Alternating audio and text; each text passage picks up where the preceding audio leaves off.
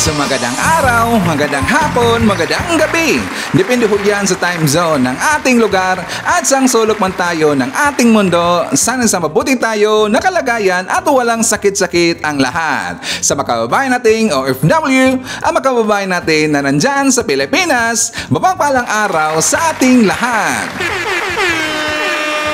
Okay, so mga kababayan ko, well, tuloy-tuloy po tayo sa ating babalita dito ng mga tamang balita at sasugatin ang mga maling informations na ipinapakalat ng mga fake news peddlers, ng mga anti-Marcos, lalong-lalo na ng mga DBS vlogger mga kababayan. Yes, dapat na silang sasugatin. Bakit? Kasi kapag hayaan natin sila na lagi pong naninira araw-araw kay BBM at sa Marcos administrations, sa katagalan mga kababayan, ang kanilang mga paninira, maging totoo yan sa mata ng ibang tao.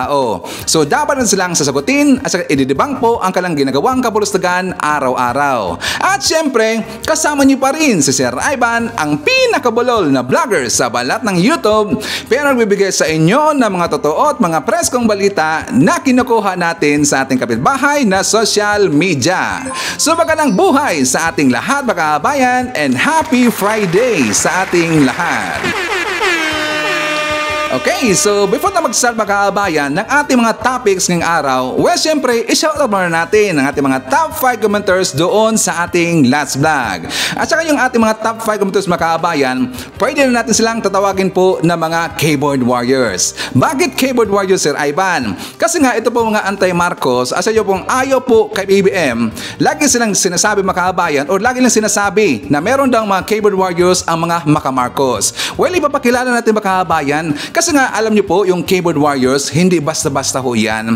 Like ang comment po sa lahat ng mga statement na binibitawan ni Sir Ivan, mga opinion na binibitawan ni Sir Ivan, meron lagi silang mga reaction mga kabayan. So, hindi po yan easy. Kasi grabe po ang kanilang effort na ibinigay dito sa ating channel. Again, thank you so much po sa lahat ng ating mga keyboard warriors na nandito kay Sir Ivan. At syempre, ating mga top commenters mga kabayan, nandito po sa listahan, ang nanguna na naman po ay si Ma'am Shane Sibal. Nandiyan po si Robel Ferrer Official, Eduardo Cartera, Divina Dicuaten, and Army Lagaso. And also, i-shoutout po natin ating mga channel members. Nandyan po sila si Beloved Ryan, Samuel Membrado, Pusong Inami, Cosmo Defender, Fizz Calante, Racete Ruel, Biabi Bar, and Melgers Homes. Siya nga pala mga kabayan, kung meron po dito magtatanong po kung ano yung mga channel members, may nakita ba kayo na na join button dyan sa baba mga kabayan? So kung i-click nyo po yan, na join button, magiging channel members po tayo. At malaking tulong rin po yan mga kabayan dito sa ating channel. Okay, so i-check na po natin, meron pong join button dyan sa baba. I-greet natin ang happy birthday si Ma'am Disa Clinton na nandyan po sa Chester, UK. That is greetings from love from daughter Emily and mga apos na sila si George, Stephanie, and Iris. Also, happy birthday kay Ma'am Diana Jane Emeterio and hi to Sean Kaiser de la Peña. That is greetings from Joseph Magalion. At syempre, i-greet po natin ang happy birthday si Sir Pedro Manansala na nandyan sa Quezon City. That is greetings from Sir Leonardo Manansala. Magkakabahan ko, i-acknowledge po natin ang ating mga early birds. Nandyan si Ma'am Maria Mindasiplon, Erickson Tesmo Vlog, o Barangay Gingawan, Tanawan, Leyte. Shoutout daw sa lahat ng mga membro ng INC o Iglesia ni Cristo. At syempre, kasama rin po natin ngayong araw si Eme Sarino, Teresita Temalewan, nandiyan po si Kemi, Linda Lim, Mary Jane Yoshimura, Evangeline Sanchez, Emily Timaho, and Ma'am Margaritas Iglesias. Okay, so mga kababayan ko, meron pong sumabog na balita kahapon or before po nag-vlog si Sir Ivan. Kasi nga, di ba naalala ho natin, ito pong Senate hearing kay Buloy, meron pong alias Rene mga kababayan. I think alam ho natin yan. Alam niyo ba na namiligro po ang kanyang buhay ngayon mga kababayan? Bakit Sir Ivan? Kasi nga ngayon po, yung mga membro po ni Pastor Kibuloy, nalaman nila ang totoong pangalan mga kababayan at meron na pong nag-exist na video na yun po or months before na napakita nagpakita siya dyan sa Senate hearing kay Kibuloy, ano siya makaabayan, parang pro or hindi pa niya nilaglag dito si Pastor Kibuloy at meron pa siyang mga maganda pong sinabi tungkol po sa KOGC. And after almost 1 month makaabayan, yun na po ang nangyari dyan sa Senate hearing. So mamaya, meron ko ipapakita sa inyo na video, ito pong nangalan po na alias Rene at malaman natin ang kanyang totoong pangalan makaabayan at doon rin po sa mga nag-comment po na mga membro ng KOGC, nilaglag sa makaabayan at meron mga sinabi dito, actually Bisaya sa makaabayan, pero siyempre I will do my best na i-convert po natin or translate natin yung sinabi niya na Bisaya into Tagalog makaabayan. But bear with me kasi nga yung iba pong mga Bisaya doon, ang hirap po i-Tagalog makaabayan.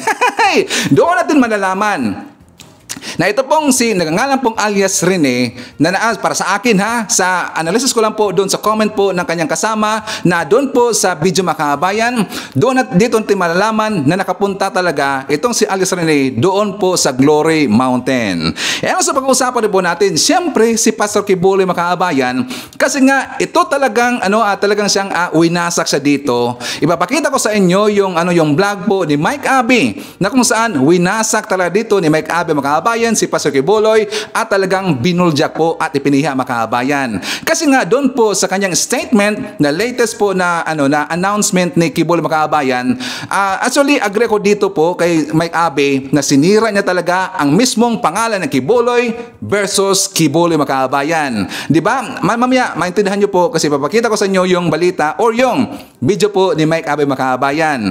At dito rin po sa mga ating mga haters na nandito, may ipapakita ko sa inyo na good news na kung saan ito na po ang aking ebidensya sa inyong ipinagngangaw-ngaw. Ano yan, Sir Ivan? Siyempre mamaya ipapakita natin yan at marami pang iba.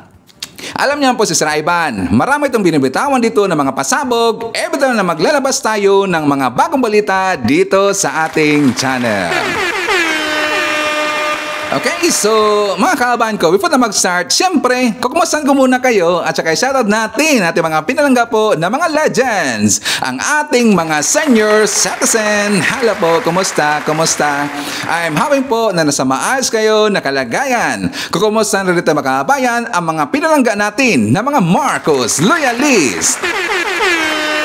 At siyempre, nandyan rin po makababayan nating DDS all over the world. How are you mga kabayan? At lalong-lalo na, maraming salamat sa Unity supporters! Girls, thank you so much sa ating mga returning viewers, mga solid supporters to ni Sir Ivan, mga Suki Listing Channel, thank you so much at maraming salamat sa mga viewers na hindi nag-skip ng ating mga commercials. Thank you so much. At siyempre mga kabayan, i-welcome rin po natin ating mga new subscribers, mga bagong pasok Listing Channel, welcome to the family and thank you po for appreciating our channel. Okay, so mga kababayan ko, well, meron na pong konting favor kung okay lang po sa inyo na ate pong i-share ang ating video mga kababayan para marami pa pong makita po ng mga kababayan nating hindi po mga well-informed at mga walang alam mga kababayan para malaman nila ang mga good news mo sa ating gobyerno, lalong-lalo na sa mga balita po kay BBM. Okay, please patulong naman po, i-share natin ating video at don't forget to like and don't forget also to subscribe our channel mga kababayan sa hindi pa po nakapag-subscribe. Okay, so dito muna tayo sa good news mga kababayan, uunahin muna natin. Kasi nga, ito po mga anti-Marcos na nandito po, mga haters po ni Sir Ivan na di ba sinabi nila na yung mga state visit na PBM mga kababayan, yung mga lipad-lipad niya papunta doon sa ibang bansa para dalalo po sa isang mga event mga kababayan para po makakuha po ng investors. Sabi kasi nila wala daw nagmaterialize na mga investment mga kababayan or pledges from the other government doon sa ibang bansa mga kababayan, wala daw. Di ba months ago, if I'm not mistaken, month ago, meron kayo nakita ito na report po from the DTI yata yon na halos aabot na dito ng 700 billion pesos ang exact po na nag-actualize na po na investment from the state-based BBM. Di ba almost 700 billion pesos yata yon or 800 billion pesos. Ngayon mga kababayan, naglabas na po ng report po ito pong BSP. This is month for November mga kababayan. So dito natin malalaman po yung direct investment na pumasok sa month lang po ng November 2023 versus sa month of November 2022 mga kabayan. Ito na po ang aking ebidensya mga haters. So dapat nating panoorin ito para malaman niyo ang totoong estado ng ating direct investments. So for more details, let's watch this. Malaki ang naging tulong ng mga nagdaang foreign trips ni Pangulong Ferdinand R. Marcos Jr. dahil sa pagtaas ng foreign direct investments ng bansa noong nakaraang taon na inaasahang magbibigay ng mas maraming trabaho para sa mga Pilipino. Ang detalye sa report ni Sujin Kim. Rise and shine, Sujin. Isa sa mga dahilan kung bakit sumisigla ang pamumuhunan sa Pilipinas ay ang pagsipa sa halos 30% ng foreign direct investments o FDI na umabot ng $1.48 billion. Itong lumabas na resulta noong November 2023 year-on-year FDI performance ng bansa. Mas mataas ng 27.8% o $820 million noong November 2022. Sumigla ang lagay ng pamumuhunan ng ibang mga bansa sa Pilipinas o FDIs. Matapos maitala ng Bangko Sentral ng Pilipinas ang sumusunod. Mahalagang binabantayan ng FDI dahil sumasalamin dito kung gaano kabilis o kahirap ang magnegosyo sa bansa. Bukod sa pinalalago ng FDI ang ekonomiya, ito rin ay nagpapayabong sa makabagong teknolohiya at lumilikha ng maraming trabaho. Ayon kay Trade and Industry Secretary Fred Pascual, resulta ito ng mga ginawang state visits ni Pangulong Ferdinand R. Marcos Jr. sa pool nang magsimula ang kanyang panunungkulan bilang Pangulo ng bansa. Ang mga naturang pagbisita ay humikayat ng mas maraming mamumuhunan. Kaya naman mas bumaba ang bilang ng mga Pilipinong walang trabaho batay sa ulat ng Philippine Statistics Authority o PSA. Umabot sa mahigit 70% ang employment rate na naitala sa bansa noong Disyembre ng nakaraang taon o katumbas ng mahigit 50 milyong Pilipino. Pagtitiyak pa ni Pascual, hindi sila titigil sa kanilang pagsisikap na isakatuparan ng ease of doing business. Sa panig naman ng National Economic and Development Authority o NEDA, ang bumubuting lagay ng employment sa bansa ang isa sa mga magiging lunas sakaling bibilis pa ang pagtaas ng presyo ng bilihin o inflation. Ito'y dahil na rin sa pagkakaroon ng pinagkakakitaan ng mga Pinoy, na siyang magpapaigting sa purchasing power o kakayahan ng mga ito na bumili ng mga produkto. Ayon naman sa National Anti-Poverty Commission, ang bilang ng mga Pilipinong may trabaho sa formal na sektor ay bumabalik na sa pre-pandemic level. Dagdag pa ni NAPSI Formal Labor and Migrant Workers Sectional Council Representative na si Danilo Lacerna, ang pagbalik sa pre-pandemic levels ay dala rin ng pagtaas ng demand para sa mga seasonal workers, kung kaya't dinidiin niya na mahalaga ang gampanin ng industrial workers at dapat silang bigyan ng tama at naaayong training sa renewable energy at construction sectors. O ngayon, wala bang nagawa si PBBM? Ang ibig sabihin niyan, ang report po ng BSP mga kabayan, nandyan na po yung pera sa BSP. Ang ibig sabihin, nag-actualize po for the month of November yung report na yun mga kabayan. Kaya nga lagi po yung ininggan nyo po ng mga haters dito na dapat manood rin po tayo kay Sir Ivan para malaman niyo kung ano po yung estado, kung ano pong nangyari po sa government natin, mga investment, mga projects or future projects, dito nyo po malalaman kay Sir Ivan. Okay? So, himay-himayan na ito mga kabayan. Kasi nga, siyempre kapag dollar sign kasi US dollar, hindi kasi kagad yan malalaman natin kung magkano ba yung exchange rate from dollar to pesos mga kabayan para malaman kagad natin na ating mga karaniwang Pilipino mga kabayan na siyempre nakabase lang po sa pesos sign versus sa dollar sign mga kabayan.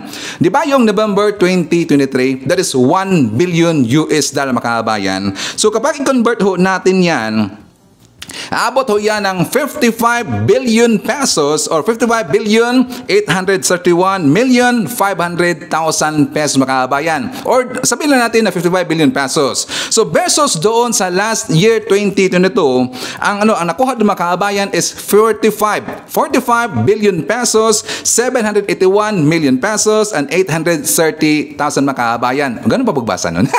Basta 45 billion pesos mga kabayan. Ngayon, may nakita po akong balita na kanina rin po, I think yung taga-DTI yata nagsabi noon, na kung saan first time in history mga kabayan, hindi yan fake news, CPE mo lang po nakakuha ng ganun kalaki po na mga investment in the history mga kabayan sa mga nagdaan pa po ng mga presidente.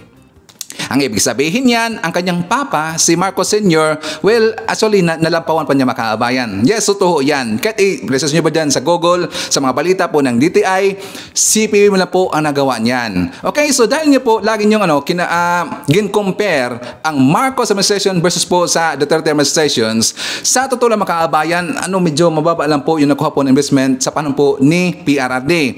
Pero in terms po doon sa mga sa survey na siyempre pagtugon dito sa mga drugs, sa mga crime mga kaabayan, medyo mataas po si PRRD. But in terms po sa mga investment, pinakamataas po si BBM. Ang ibig sabihin niyan, pinaka-simple po na term na gagamitin natin kay PBBM mga kaabayan, he is a great salesman si BBM. Nakafocus siya sa ating ekonomiya at nakafocus rin po siya sa ating mga magsasaka mga kaabayan. Kasi kapag matugunan po yung issue, mga problema po ng mga magsasaka, dyan kasi mag-uumpisa mga kaabayan na gaganda po ang ating ekonomiya kasi nga matugunan na po ng mga magsasaka ang problema po sa presyo ng mga bilihing agricultural dyan sa Pilipinas.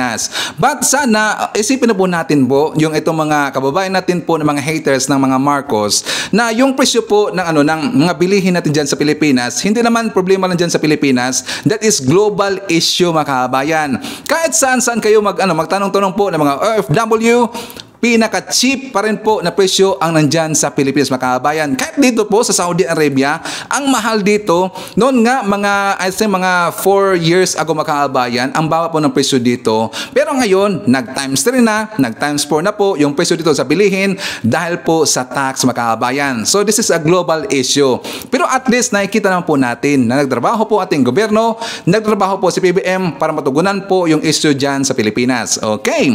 So ngayon, mga haters, wala bang nagawa si PBBM? Diba? Kahit kunti man lang, at least alam ho natin kung ano po yung tinatrabaho ngayon ni PBBM. So mga kababayan ko, next na po tayo sa ating topic. Siya nga pala, jump tayo sa ating next topic. Ano bang sinabi ko?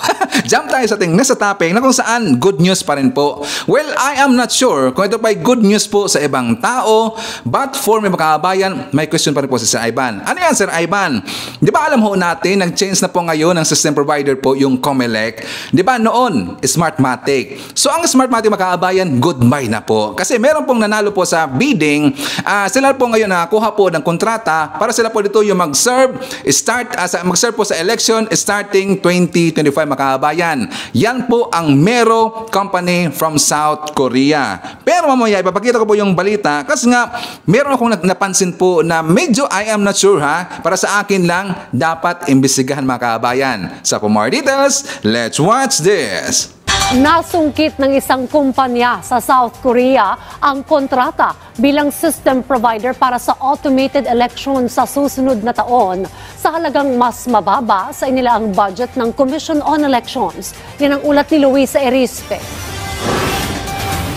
Matapos ang mabusising verifikasyon ng mga dokumento at testing ng mga makina, nakuha na ng South Korean company na Miro Systems Company Limited ang kontrata para maging system provider ng bansa sa 2025 automated elections. Kasama ng Miro sa kontrata ang Integrated Computer System, St. Timothy Construction Corporation at Centerpoint Solutions Technologies Incorporated. Sabi ng Commission on Elections, buong unbank ang bumoto na ibigay sa Miro ang kontrata. Nakita kasi nila na nasunod ang hinahanap nilang kwalifikasyon para sa system at election paraphernalia. Nagulat kami talaga sapagkat hindi namin ine-expect na yung lahat ng nirequire namin o nirequest namin sa amin pong wishlist sa terms of reference na nilabas namin nung nakaraang taon pa ay eksakto po nakuha nitong Miro base sa kung ano yung wishlist po namin.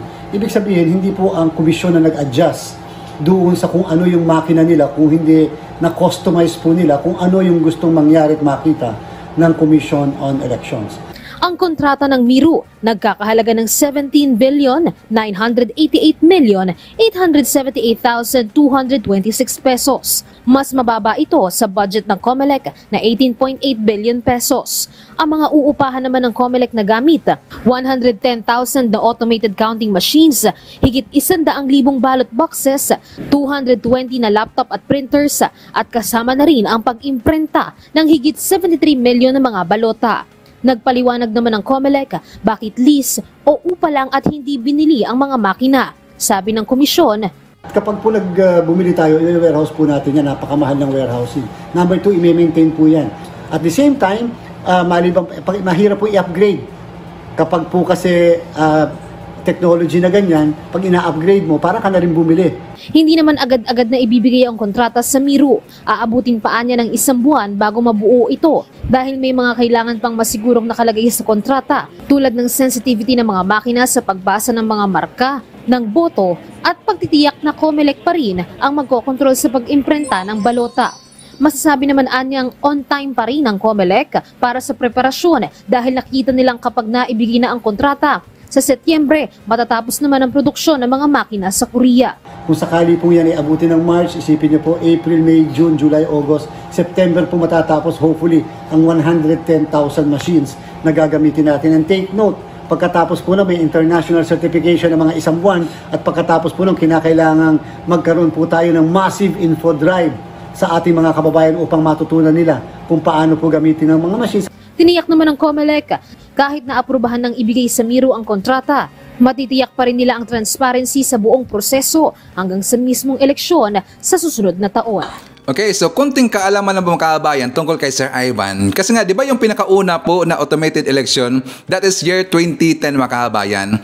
So, nung nandun po ako sa Leyte, ako po isa kabilang po sa first batch mga kababayan at nagdala po ng PICOS machine o yung sa Smartmatic. Yes, that is year 2010. So, ngayon mga kababayan, di ba, kung maalala ho natin, year 2010, kasi nga yung current ngayon na budget po ng COMELEC para po sa automated election is 18 billion pesos mga kababayan. Pero sa last year 2010, ang budget kasi ng mga kababayan, that is umaabot po ng 8 billion pesos lang po. 8 billion pesos. At saka babasahin ko muna sa inyo yung balita mga kababayan para siyempre para meron tayong ebidensya.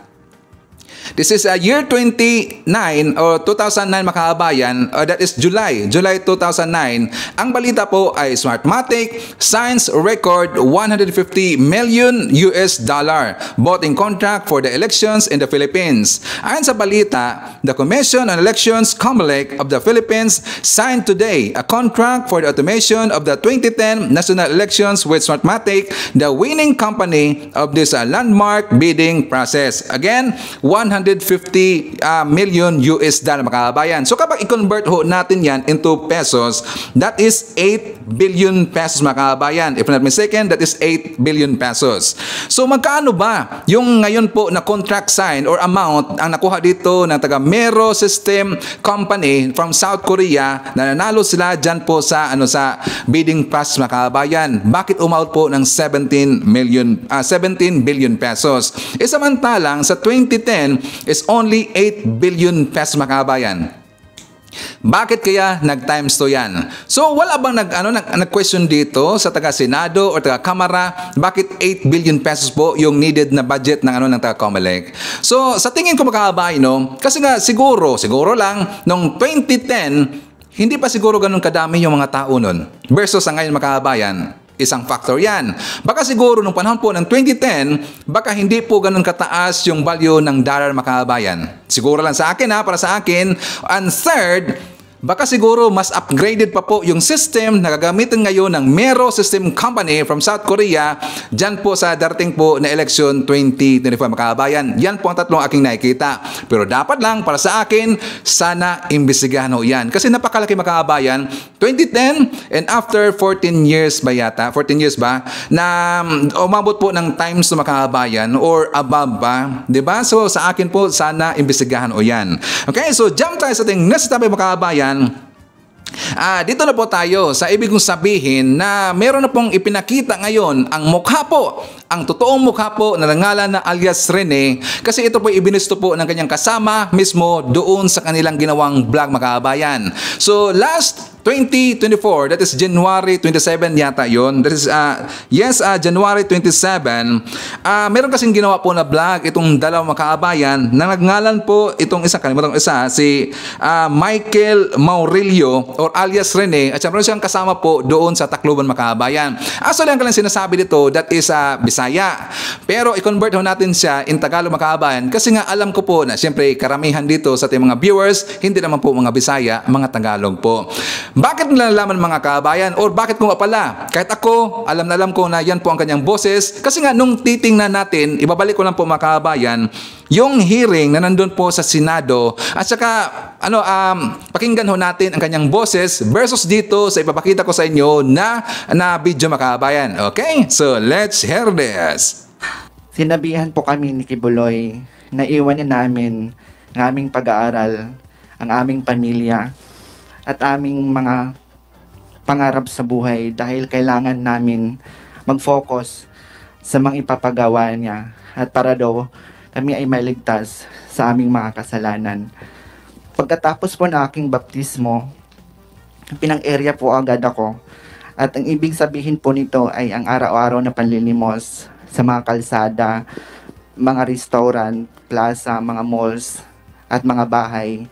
At may mga tinatawag na goal, ukuta kami araw-araw na dapat naming makuhang pera. Okay, so mga kababayan ko, tandaan ho natin ang kanyang boses. Ngayon ipaparinig ko rin po sa inyo yung ginawa po na vlog nila last January 27, 2024 mga kababayan. That is a month before. At saka intindihin natin ang kanyang sinabi at saka pakinggan po natin ang kanyang boses mga kababayan kung kapariha ba. Okay, so let's hear this. Karon mga kapatid no, kami mauban pa, nilawas mi sa kingdom. May mga kanya-kanya po kaming rason. Hindi po kami. Okay, sabi niya mga kababayan, silang dalawa daw ipinalabas daw ng KOGC o ng kingdom pero meron daw silang sariling rason. Patuloy natin. Lumabas because na-experience namin yung physically and sexual na pang-abuso daw na ginagawa sa loob. In fact, kaya sabi niya, may mga narinig daw sila sa loob daw, ito yung mga sabi-sabi na naka-experience daw ng physical or sexual na mga abuso, pero iba ito daw ang kanilang sasabihin mga kababayan tungkol po sa kanilang experience. Sabi Jude, ang pagkamaayo ni Pastor sa aking mga kinabuhi, pinaaral kami. Mabait daw sa kanila itong si Pastor Kibuloy mga kababayan at saka pinag-aaral daw sila. Pinaaral kami. Nagsayaw na siya.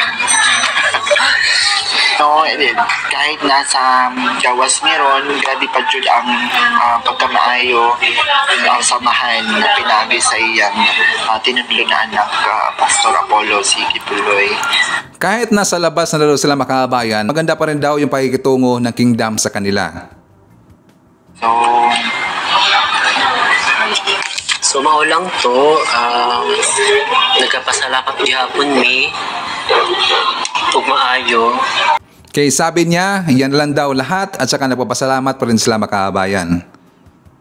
Na gitagal niya po may guidance, wisdom, knowledge, even though na may diri sa gawas. Okay, so unang tanong mga kababayan, napansin niyo ba yung boses po na ngalan po na Michael Maurilio? The same ba sa alias Rene na nandun po sa Senate hearing mga kababayan? Well, para sa akin, the same talaga. Kahit ilang beses ko yung pinaparinggan mga kababayan, tinatandi ko yung, kinocompare ko yung dalawa, the same po ang boses. Kaya nga, ang nagsasabi dito, or actually may nakita rin po ko na vlog doon sa ibang mga DBS, na meron pong isang babae na nagsasalita mga kababayan, na yun po ay kasama rin po, ng ngalan po na Maurilio, itong alias rin ng mga kababayan. So doon po sa vlog po ng mga DBS, ipinakita lang yun, Bisaya rin po, pero kinonvert lang into Bisaya. Ngayon, na-confirm mga kababayan, nakasama talaga itong si Maurilio dyan sa KOGC mga kababayan. Dahil po ngayon nabulgar na yung profile, yung totoong pangalan po ni alias Rene mga kababayan, ito po yung malaking hamon dito po kay Senator Hontiveros kung paano ba niya ngayon maprotektahan po itong si alias Rene mga kababayan. Di ba? Napakadelikado na ho ngayon ng kanyang buhay. Hindi lang po ang kanyang buhay mga kababayan ang delikado dito, pati rin po ang kanyang pamilya doon po sa Tacloban City. Kasi alam lang po nila, pati rin po yung kanyang kaibigan na nakasama noon na babae, sinabi rin po kung ano yung Tacloban at saka saan po nakatira mga kababayan. So ito po ngayon si alias Rene na nganib po ang kanyang buhay mga kababayan. So ito po yung malaking hamon ngayon ng ating ng senator, ng senado, ng gobernador natin kung paano ba maprotektahan po ni Senator Hontiveros itong si alias Rene.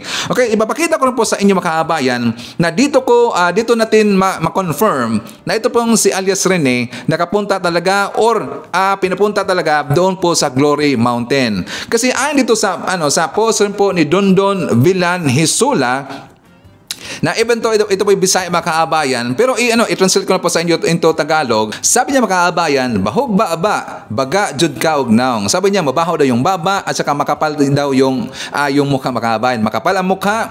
Ano ang nangyari sa iyo? Nabayaran ka ba? Grabe ang pagkasinungaling mo, bayuta ka or bakla ka. Baka daw ibulgar ko dito yung baho mo nang manghikap mangani ka kay upper sa mga lalaki. Ano tawag ito? Yung gintouch mga kabayan, yung mga vital na mga, or nantatouch, hilig siya man-touch po sa mga lalaki. Yung man-chancing mga kabayan, mahilig daw siya man-chancing dito ng mga lalaki. Doon po daw sa upper. At saka, ito rin po si Dondon daw, sabi niya, usapod ko sa hapit mabiktima ni Michael Maurilio. Sabi niya, isa rin po daw siya, si Dondon Villan Hisula, na nabiktima dito kay Michael Maurilio mga kabayan. Siguro yung mga pangpachachancing po ni Maurilio, kasi Michael Maurilio, siya po isang biki mga kabayan. So, ang sabi ba dito, ang kanyang ginagawa daw ay pangigat lang o pagpamaligya sa mga lalaki. Sabi niya, ang ginagawa lang niya ay yung yung mga Muslim ginagawa po ng mga biki makakabayan. Siyempre makita sila ng mga lalaki. Alam na ho natin yan. Ganun po mismo. Hindi naman lahat ha. Ayaw kong lahatin po. Pero may mga ganun talaga ng mga biki na alam niyo na po kapag makita ng lalaki, ganun daw ang ginagawa. At saka hindi po ganun siya magaling magtrabaho or tapulan sa makaabayan. Basta ganun lang po. Basta marami siyang sinabi dito na mga pangit against ito kay Michael Maurilio makaabayan. So kung ito mga sinasabi niya ay totoo lahat, ang ibig sabihin para sa tingin nila walang kwenta po itong si Maurilio makaabayan. So di ba yung Glory Mountain, yan kasi ang diyan po kasi dinadala po yung mga membro po ng KOGC for correction makaabayan. Bali kapag mabalitaan po ni Pastor Kibuloy na meron pong ginagawa na hindi maganda or kapulustugan po ang kanyang membro, dyan na dinadala at saka i-correct na makaabayan. So dito po sa statement na nilabas po ni Dondon Villan Hisula, on my own opinion at analysis makaabayan, nakapunta po itong si alias Rene doon po sa Glory Mountain para siya po i-correct makaabayan. So probably nag-coincide po yung sinabi ni alias Rene. Pero ang malaking tanong kasi dito, bakit bigla siyang bumaliktad makaabayan? Na kung saan months ago, maganda pa ho ang kanyang mga sinasabi dito kay Pastor Kibuloy sa KOGC Kingdom. At saka sabi pa nga niya, okay daw ang threat sa kanila kahit nandyan na sila sa labas makaabayan, inaalagaan pa rin daw sila. Bakit biglaan pong bumaliktad? May nagsasabi po, doon po sa pinakita po na vlog ng DDS ng mga vlogger na kasama po ni Maurilio makaabayan, nabayaran daw, allegedly, sabi nila, nabayaran daw ng 50,000 itong si alias Rene makaabayan, binayaran daw ni Senator Hontiveros.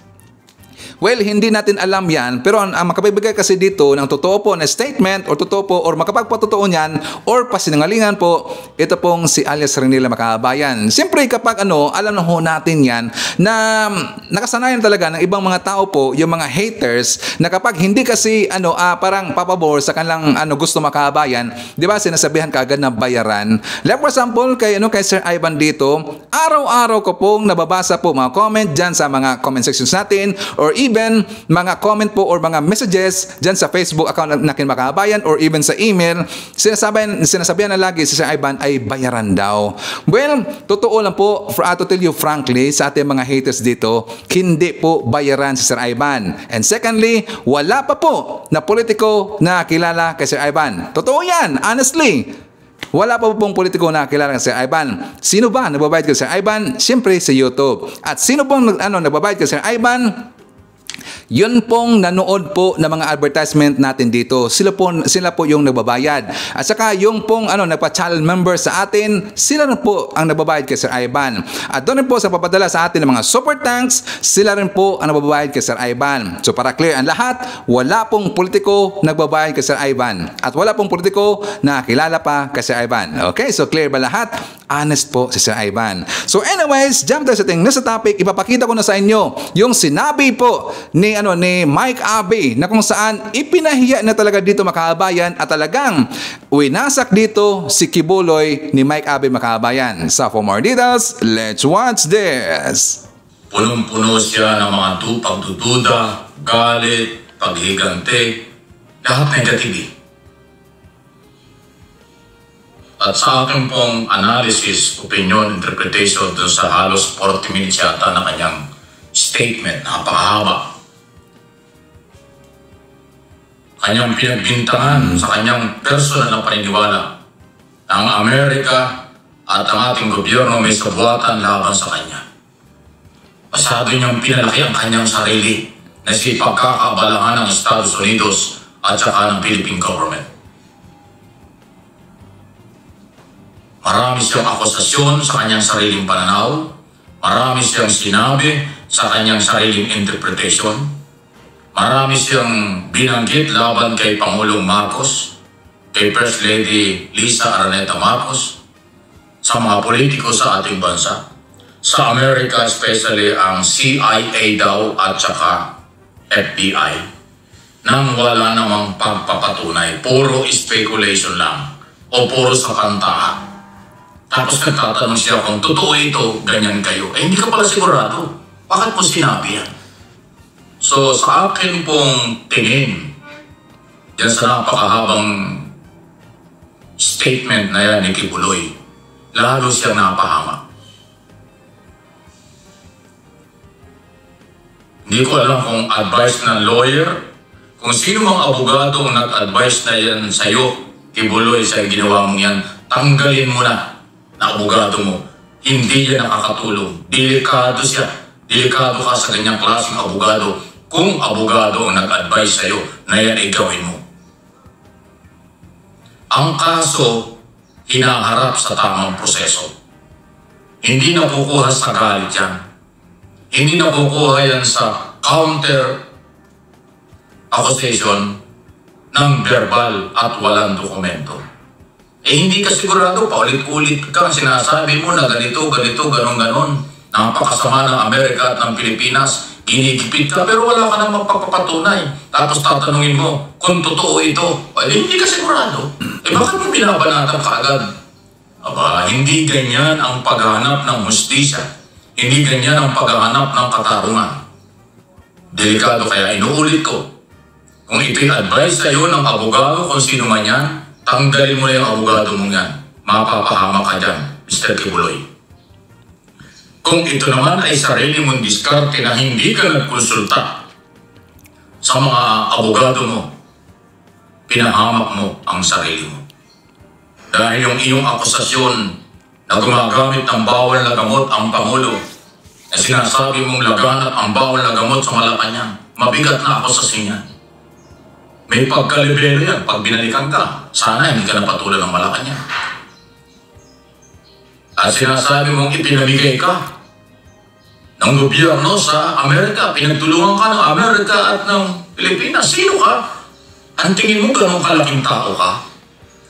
Eh kung ang sinagot mo, Kibuloy, ay issue ng mga paratang sa'yo tungkol sa pananakit, tungkol sa sexual harassment, magkaka-interest pa ang tao. Alam ba ninyo, kayong mga followers ni Kibuloy at ng SMNI, dun sa kabuang 40 minutes more or less na statement niya, 90 to 95% ang comment negative against Kibuloy.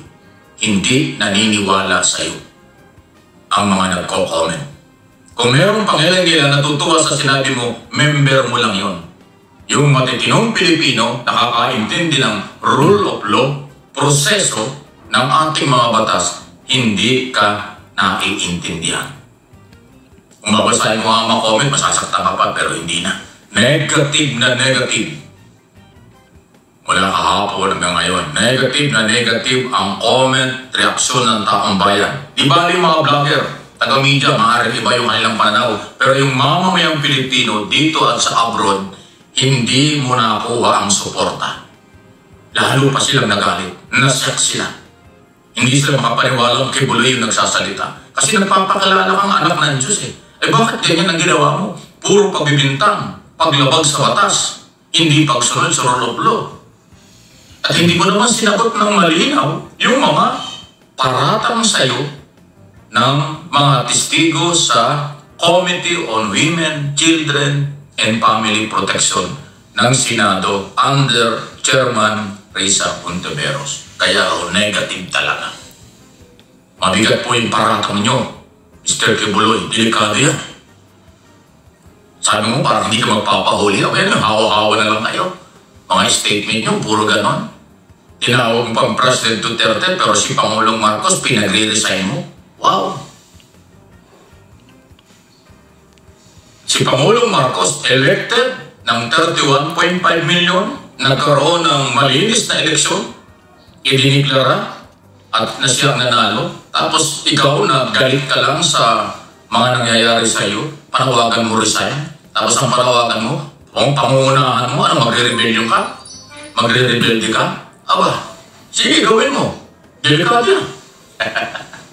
Ako nalulungkot ako, alam mo, matagal ko rin naging kaibigan, ha? Sabi ko nga sa inyo, 15 years na kaibigan ko ito si Kibuloy. Pero yung kanyang mga ginawang yan, delikado, mahirap kampihan yan. Mahirap suportahan yan. Kasi may paglabag sa batas. Sa aking opinyon, yung kanyang mga sinasabi. Pwede pa nga siyang kasuhan. Kung pikon lang itong gobyernong ito, babalikan ka. Pero hindi naman ganyan si Pangulong Marcos. Baka unawain ka pa. Pero yung mga sinabi mo, libelous. Ang sinabi mo, masyadong mababang limin.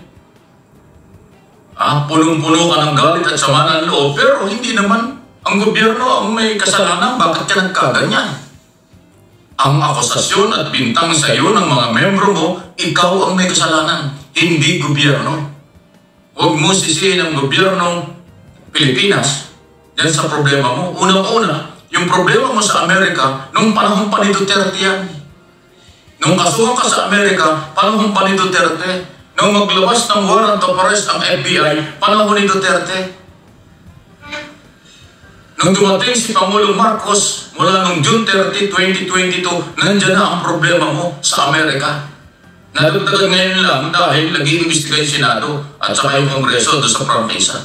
Unang-una, sinasabi mong pinagtutulungan, mukhang kulang ka sa background kay Buloy. Si Risa Ontiveros, hindi yan pro-administration. Deputy minority leader yan. Opposition yan sa Senado. So walang kinalaman ang mga Marcos sa kanyang investigasyon. Dahil opposition siya. Di ba? So mukhang mali ang mga nangyari nito. Kaya ulitin ko, kung abogado mo nag-advise niyan, panahon na para sibakin mo yan. Inihuhulog ka. Kung hindi ka naman nagkonsulta sa sarili mo yan, ikaw ang sumira sa sarili mo. Ikaw ang gumagawa ng kumunoy o ng bangin na paglalagyan mo kapag pinatulang ka ng mga taong siniraan mo at dinadamay mo. Delikado yan. Kala ko anak ka ng Diyos. Sos Merose, ano nangyari? Sino dito agree po sa sinabi po ni Mike Abe Makahabayan? Please comment down below. Ako talagang agree Makahabayan. Totoo lang talaga. At saka sabi po ni Mike Abe na meron ba namang sumusuporta sa kanya? Siyempre yung mga membro Makahabayan at pati rin po doon sa mga tanga na mga vlogger.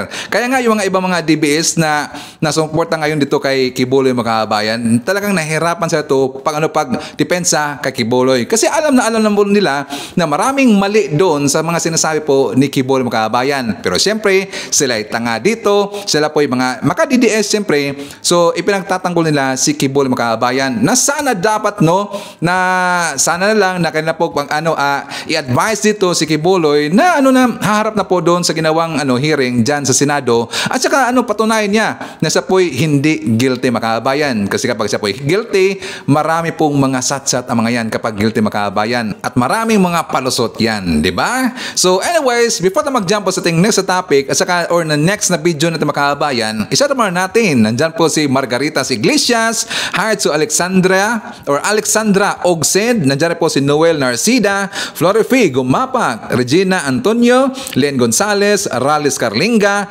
hired to Ayelen Mirano, nandyan po si Purificacion Ancheta, Billy Chu, Nonoy Florin Hills, KJ2 Cervantes TV, nandyan po si Arceli Givero, Swiss Mrs. Eloisa Villanueva, Jelen Quezon, biyahe ni AJTV, nandiyan po si Ashen, Corazon Tijada, Evelyn Garcia, hi to Ryan World Begins from Virginia, USA, i-shoutout natin, nandiyan po si Ma'am Carclia, CCT Beer, Redler, Trexie, Sir Lowe, Ma'am Bless, Sir Didi, Sir Paul, Mami Lance, Simply Tokes, Lily, Carmen, Judy, Don Kings, Red One, Lentec Power Force Team, Aiko, Pax, Elzar, Wenzel Paises, Lady Net, Sir Castillo, Sir Golfy, Tatay Mick, and Tatay Jackfords of Jackfords family. Okay, so mga kaabahan ko, ipapakita ko sa inyo yung vlog po ni Atty. Claire.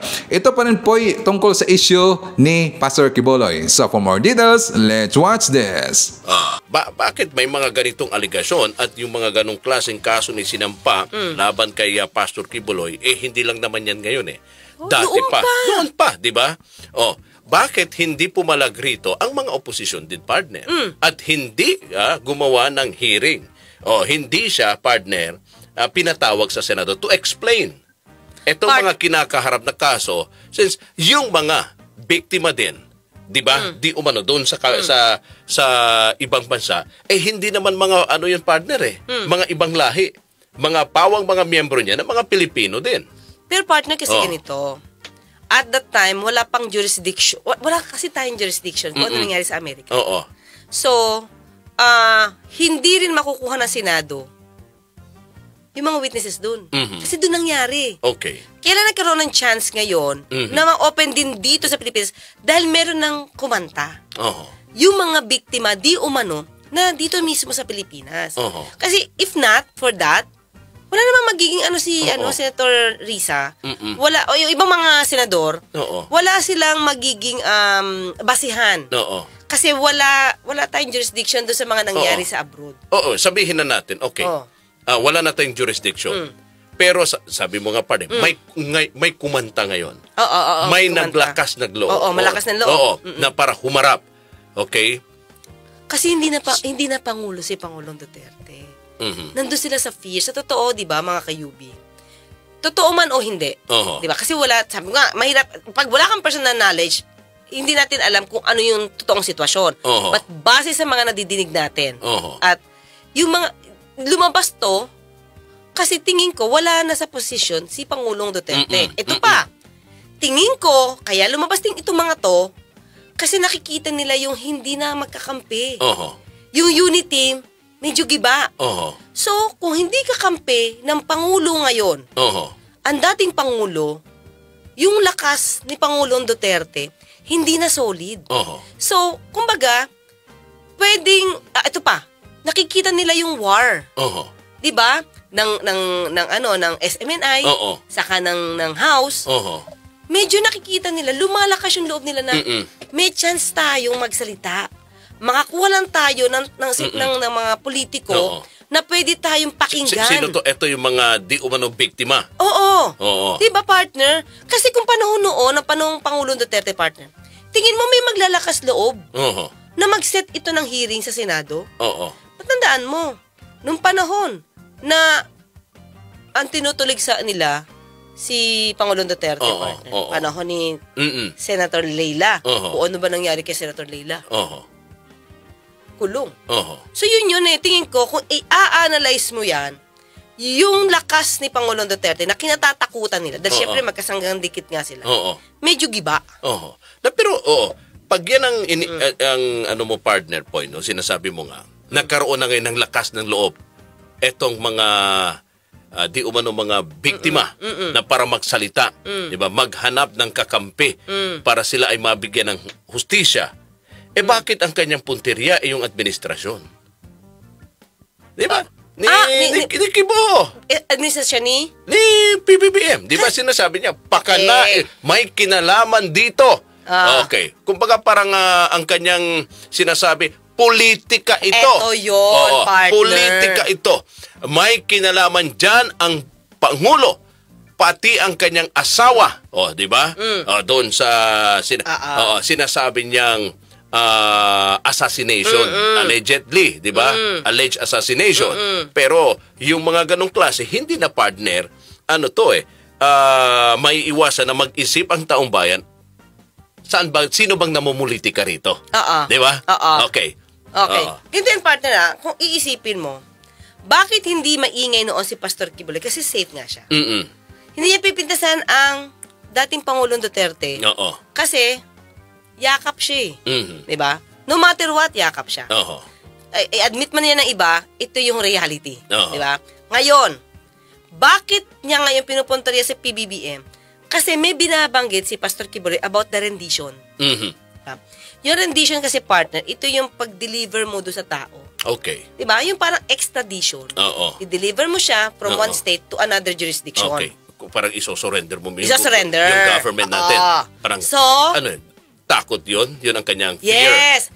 Tingin ko, mga kayubing ito tingin ko, nagsasalita siya para, alam mo yun, it's either kampiyan siya ng maraming tao, magalit ang tao kay PBBM, para ma-persa si PBBM. Kinukuha niyang simpatya. Para ma-persa si PBBM na huwag siya i-surrender kung mag-e-extradition. Okay? Kasi may rendition tayong pinag-usapan Partner, pero ito naman. Ito, hindi ko alam kung kakayanin kasi sinabi niya kidnapping. May isang klase kasi nung rendition.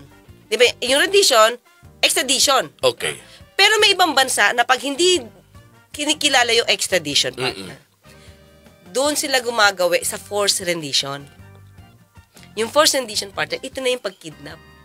Ng pagkuha. Authority. Nang hindi na alam ng gobyerno. Country. Yes. So, pwede. Parang pelikula. Pwede ganon. Kaya tandaan mo. Pero hindi ba yung paglabag, partner? Sa ating... It can be. Pero may magagawa ka ba kung nakuha na? Okay. Diba? Saka, partner, ganito. Diba meron sinabing FBI, partner Diba? Na sasagutin niya. Sasagutin talaga ni Pastor Kibuloy ang kasong ito. So, hindi ko alam kung you can read between the lines, anong pwede nang gawin. Kasi hindi sila nag-extradition, Diba? Bakit? Extradition, maghihiling pa yan dito. Saka, pag extradition ba, kikilos ba talaga yung gobyerno natin? ICC nga lang, diba, na hindi mo na alam kung saan gumagawi ang bansa.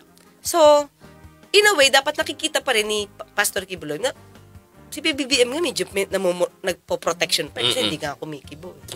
Diba? So, yun. Tingin ko, ito mga kayubi ang basa ko, Ang dami niyang paninira sa nagamit. Napanood mo yung partner? Yeah. Yung gumagamit ng drugs, meron pang SEX na ginagawa na perversion. Plus, may witchcraft. Ano ang reason niya for telling this to people? Maging negatibo. Sa administrasyon. Is it one way of destabilization? Kasi sabi niya, sa nakita ko mga interviews niya, way back, partner, may talent siya to preach. May talent siya to lead. So with those words ba, kaya niyang maikot ang utak ng mga Pinoy para magalit kay PBBM at saka kay First Lady. Sabi niya gito. Sa tingin niyo, mga kayubi. Sige kayo, magsalita kayo. Kaya ba yan gawin ni Pastor? Partner, ito pa sabi niya, di ba? Hinamo niya si PBBM. Bumaba. So, kaya, pag bumaba si PBBM, sino ang akyat? Ang Vice President. Si VP Sara. Duterte. O pag Duterte ulit, yakap siya ulit. Wala siya ulit magiging fear. Diba? So, tignan natin yung mga galaw-galaw. Bakit ganun? Bakit ang pinupunterian nila, ninenegatibo nila, yung administrasyon? Kasi di niya nakikita kinakampiyan siya. Kasi tahimik partner. Mga kayubi, nakita naman natin, wala nga say. Kaya lang, syempre, iniisip niya, wala akong protection kasi ayaw mo akong bigyan ng assurance na hindi ako kukunin. Pero tahimik ang Pangulo. Wala. Wala kang maririnig na mayroon siyang mga sinasabing statement, partner. Pabor man o laban kay Kibuloy. Wala. Siguro sa tingin ko, ang Pangulo hinahayaan na sa kamay ng partner. Diba? Ng proseso. Ng batas. Total nandiyan na eh. May proseso dyan. Yes. Siguro ganun ang stand ng Pangulo. Oo. Kasi partner, hindi na, itong kasong to, nasampa na yan, sabi nga niya, 2018 pa, tapos nagkaroon ng sealed indictment, kung nasama siya sa kaso, 2021, hindi pa Pangulo si PBBM. Why blame me? Diba? Actually, bakit mo i-blame yung ibang tao sa mga ikinilos mo di umano? Before the administration. Saka, di umanong kasalanan mo, tapos ikaw lalabas walang kasalanan, parang you paint these people black to make yourself white. Diba? Parang, ikaw madumi, ako malinis. 2021 pa to eh. Actually, ganito yan, partner. Siyempre, hindi maganda yon kasi Pangulo yun eh. Pero magsasampa ba siya ng cyber libel? Magiging, lalabas ba siyang onion skin? Baka hindi. Meron lang mga taong masyadong balat sibuyas. Anong sinasabi ng dapat umaksyon rito? Mag-react? Oo. Di ba dapat mag-react siya? Dahil, kung okay, tingin ko dapat na reaksyon is deny lang. I-deny niya kasi ang hirap naman kasi patunay yung witchcraft, partner. Saka kung ano yung sinasabi-sabi dito. Diba? So, tingin ko, just as official statement, denying it, pero to file a case na balat sibuyas siya, tingin ko, hindi siya yun eh. Meron lang iba na balat sibuyas na official, pero hindi si PBBM yun. The way I see it. Diba? Siyempre, presidente ka, partner. Pag Pangulo ka, lahat ng batikos papasok sa iyo lahat yan eh. Di ba, kung lahat ba ng batikos, didemanda niya? Kahit mga small vloggers, didemanda niya. Parang, baka hindi. Tapos yung oras niya dyan sa pagdidemanda, wala na siyang may isip pa para sa mga solusyon ng problema ng bansa. Partner, ikaw ba sumasang-ayon na yung mga politiko, hindi dapat maging balat sibuyas? Ay, hindi. Dapat open sila for criticism, di ba? Exactly. Ganun talaga. Pumasok ka sa politika eh, di ba? Or public figure ka eh. Hindi dapat magpakatago-tago ka sa bahay mo para hindi nakikita yung galaw mo, para hindi ka maging balat sibuyas. Kung hindi man mapalabas po ng statement si PBBM mga kabayan, sana itong PCO mag-take over sila. Kahit konti man lang na statement na pasinungalingan nila yan, mga i-deny nila yan. Kasi kitang-kita naman po yung ng PCO at dyan po sila lagi po sa Malacanang mga kabayan. Alam nila yung mga nangyari dyan sa loob po ng Malacanang. Sana po itong si Garapil, sila kasi yung mga head dyan, si Garapil, pati na po itong si Emerald mga kabayan. So dapat sila dito magpalabas po ng kahit konti po na statement. Dapat ipaglaban nila si PBBM mga kabayan. Hindi dapat hayaan nila na lagi pong binabagbakan araw-araw, sinisiraan nila at tinitira po ng mga maling informations at lalo-lalo na dito po kay Kibuloy. Siyempre grabe po yung akusasyon mga kabayan. May droga sa loob ng Malacanang, may witchcraft, may bodo o ano man mga pangkukulam, kinulam daw itong si Kibuloy. So sana po panawagan sa PCO, Garapil, ito pong si Emerald, galaw-gala naman tayo, kahit konti man lang. Pero aside po sa mga vlogger, siyempre mga pro-government na mga vlogger, aside po sa amin, dapat magsalita po ito yung PCO. Di ba makabayan? Agree ba tayo? So anyways, yan po ating manakalp ng balitang ng araw makabayan. Kung nakabot ka po sa portion na to, sana nakapag-like na ho tayo. Libre po ang mag-share. Libre din ang mag-subscribe. Again, maraming salamat sa mga viewers na hindi nag-skip ng ating mga commercials. Thank you so much. At before natin tatapusin ating programa ngayong araw, sana sabayan nyo si Sir Ivan para sa ating live messaging prayer. Dear God, Muli, lumalapit ako sa iyo upang ipagdasal ang aking minamahal na pamilya. Hinihiling ko na dinggin mo ang aking pagsusumamo at protektahan ang aking pamilya mula sa anumang pinsala o sakuna. Naway bigyan mo po sila ng karunungan at pag-unawa upang makagawa ng mga tamang desisyon at pagpili sa lahat ng bagay. Naway alisin mo ang anumang pagkakabaha-bahagi at salungatan sa amin at punuin ang aming tahanan ng pagkakaisa at pagkakasundo. Naway ipalaganap mo ang kapayapaan at pagkagalakan sa aming tahanan at naway ang iyong pag-ibig ay tumagos sa bawat sulok ng aming sambahayan. Papuri sa iyo. Amen. So maraming salamat mga kababayan, and I hope to see you again on my next video. BBM Sara! BBM Sara! Pagkakaisa patungo sa ginhawa. BBM Sara! BBM Sara! Para sa kinabukasan naming mga bata. BBM Sara! BBM Sara! Walang imposible na kapag nagsama-sama. BBM Sara! BBM Sara! Ang presidente at ang bisi na mahal ang mas.